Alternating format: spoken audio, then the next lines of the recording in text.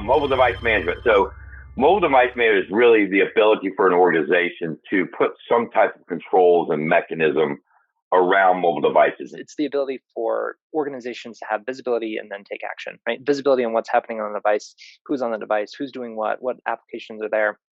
And then the important piece of taking action, right? And this, for the most part, we're thinking about preventative action, right? Making sure that all of those are starting to flow through those elements of different, how you're managing that, right? There is a huge IT shortage problem, not just in cybersecurity, but having an MDM UEM solution will streamline an efficiency for that poor IT guy that's overtasked. It'll enable him to do his job more effectively, give him a little breathing room, right? I have a phrase for that. It's work smarter, no harder. So There you basically, it's what an NDN solution will allow them to do.